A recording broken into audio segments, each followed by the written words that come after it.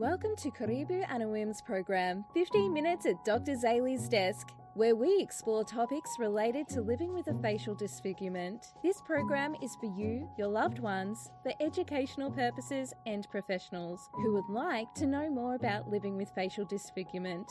Our presenters have lived experience, research background, or work with people living with facial disfigurement. It's important to begin the conversation with terminology that society understands and is clear. We use the word disfigurement as it is the medical and legal terminology.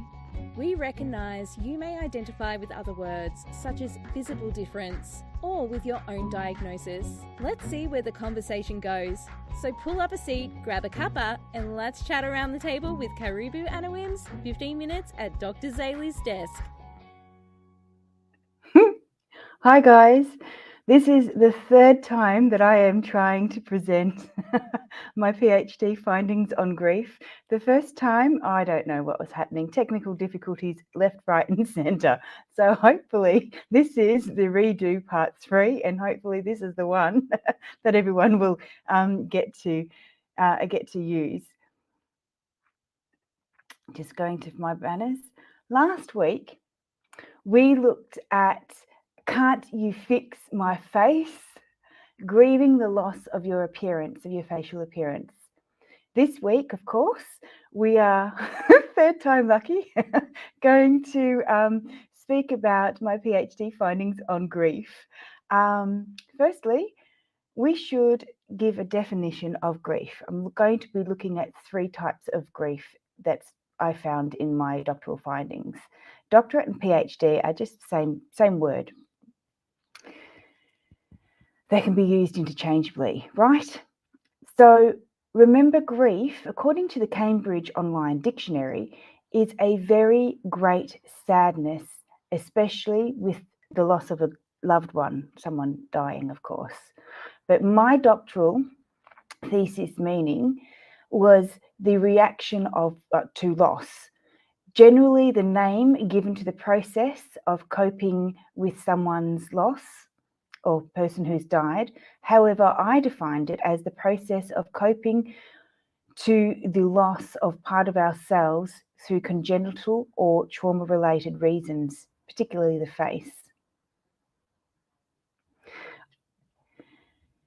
The reason why this is so it's a cut and dry conversation today. I hope that by helping you define some of these terms, that you can give a label to what you might be feeling when you're like, you can't just put a finger on what you're feeling, and labeling your feelings or labeling the process that you're going through or been through or continuing to go through is healing in itself. So let's do the meaning of anticipatory grief and give some examples. So anticipation, according to the Cambridge Online Dictionary, is to imagine or expect something that will happen, and sometimes take preparation taking action in preparation to it. My definition, according to what I wrote in my doctorate, was the ongoing sense of uncertainty of what will happen next, a sense of disconnection from society, with an ongoing awareness of feeling hopelessness and powerless, often unrecognized, and it has no support.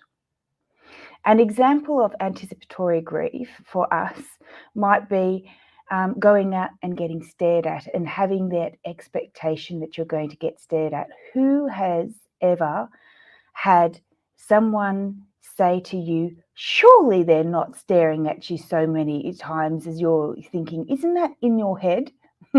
And mostly it's not, we might take action to minimize the stares by, shopping online or trying to camouflage your facial difference or disfigurement. Anticipatory grief may be grieving that you may not find a partner. That's anticipating the grief of not finding a partner. Another kind of anticipatory grief might be if you're living with a facial disfigurement and you have a child, your child who doesn't live with a facial disfigurement, or even if they share your visible difference, your child will be less likely to have friends and trying to take action to combat that in the best way that you can. The second form of grief that I found in my doctorate was non-finite grief.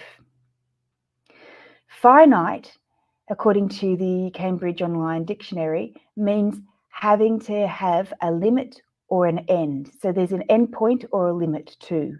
Non-finite grief means not having any limit. There's no limit. There's no end to the great sadness. My definition, found in my doctorate, is the ongoing sense of uncertainty of what will happen next, often unrecognized, and again, has no support attached with it. An example within my PhD findings, or the data, was a particular mother living with a child living with a facial eye disfigurement, and she found herself unable to be like in a playground situation. She found herself not having to play with the other, or sit back and have a cuppa, or sit back and chat with the other mums, or even being able to sit back and make friends with the other mums who's keeping an eye on their child from a distance or relative to their age. But she had to explore with him and be within a hand's and hold his hand. And so therefore she felt disconnected from her friends within the playground and other mothers. And another non-finite grief that was explored was that when her friend moved house, she deemed that house to be unsuitable for her child and her just to relax in.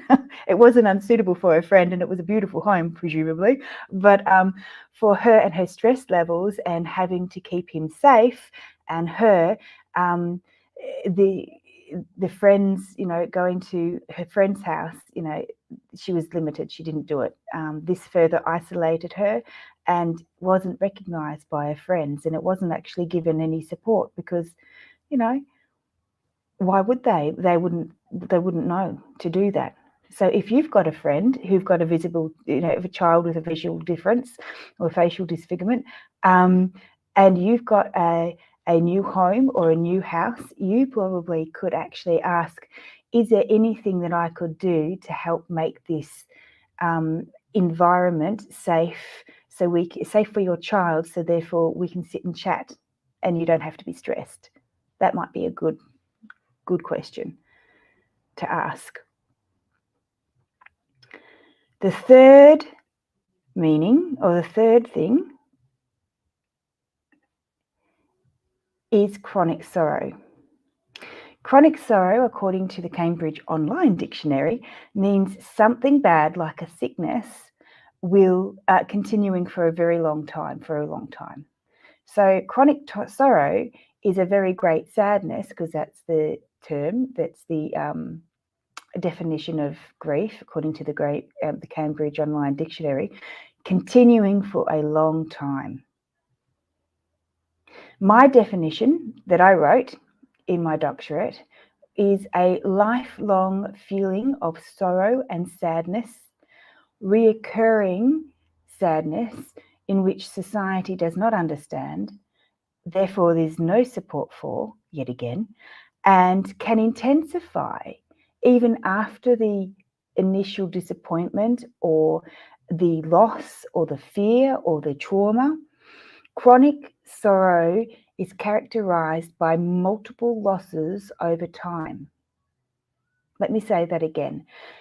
Chronic sorrow is characterized or is a reaction to multiple losses over time, just like a tiramisu cake, yeah? Just keep on adding the layers. Or lasagna, whichever one you like. Maybe the both. You can have both of them. Examples of chronic sorrow are the constant bullying because of the appearance and our reactions to it to try and stop it or minimize it. The things that were seen in my data were when the participants tried to minimize or stop the bullying and the staring and the avoidance, using prosthesis, a prosthetic eye or darkened glasses to try and camouflage the appearance of the eye, because my doctorate was all on facial eye disfigurement, not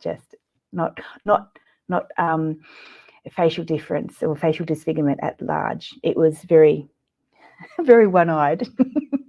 Another example of chronic sorrow that was found, or I found, was various gatekeepers. Now, gatekeepers can either be people that block you from entering into somewhere or allowing you access into somewhere. For example, a secretary may put you through to the surgeon. Yes, you can. Yes, Dr. O'Day, you can talk to Dr. Smith. Don't know who Dr. Smith is. I'm just making it up. Or, no, I'm sorry, Dr. O'Day. Who are you? What do you want? And I'll get Dr. Smith to call you back. That's a gatekeeper. So, in mine, there was a school that I attended, and the gatekeeper there was the principal and the vice principal.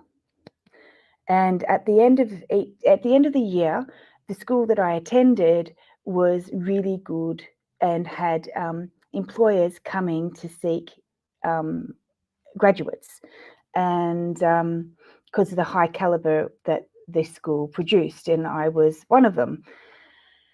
And the school protected me. I was being helped. Yeah, it was seen as being helped, and I was being protected for my own good, as they said, the employers wouldn't have hired me. So that was really sad. Unsolicited advice, again, is a form of chronic sorrow, can be a form of chronic sorrow where, people tell us where to go and get help, or how to behave in public. Get away, you're standing too close to me, we don't like you. These are all forms of chronic sorrow because they can build up over time, and we cannot change the way we look, and we can't change them. So, and that. So I hope that me, by saying the anticipatory grief of anticipating a kind of grief, a non-finite grief, the sense of hopelessness or helplessness that we might sense of, oh my gosh, like the participant in my PhD, not being able to go and sit with her girlfriends whilst going to a playground. And chronic sorrow, which is that layer upon layer upon layer upon layer of just loss, loss of friendships, loss of being accepted in society, etc. So remember that it's okay not to be okay. And this week, we're going to remember to practice some self-care and be kind to yourself and family. So we're going to continue with our hypothalamus reset, which is a reset to calm your mind and just be. Can you remember how to do it? You get your 2 fingers in the little indentations, almost lining up by the side of your eyes, and you'll find the indentations on both sides, and you place your 2 fingers, generally your pointer finger and your tall man, into the indentations and begin rubbing backwards in circular motion, just like this. Just like this, circular motion. And you might just sigh just like I did because your body's just told you that you're going to relax, and a way of your body telling you that you've reset your hypothalamus is to yawn, sigh, or even start to deep breathe, breathing differently. On Friday, which is a few days away, thank you very much for all your comments so far. But if you would like to put any more comments, please put your comments down below in the comment box, and we'll be able to chat about them next week or on Friday. Because next week, Friday, we will be chatting, and this is about our time where we get together and chat about your questions and give some answers or some potential answers or some just ideas, really. So thank you very much for listening, and I'll see you same time, same place this week, which is next week, this week. Hopefully this is much better. Okay.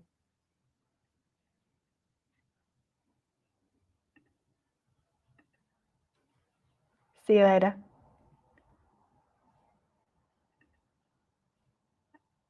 I'm trying to do lots of things at the same time. Sometimes I wish I had some help. Okay. See you.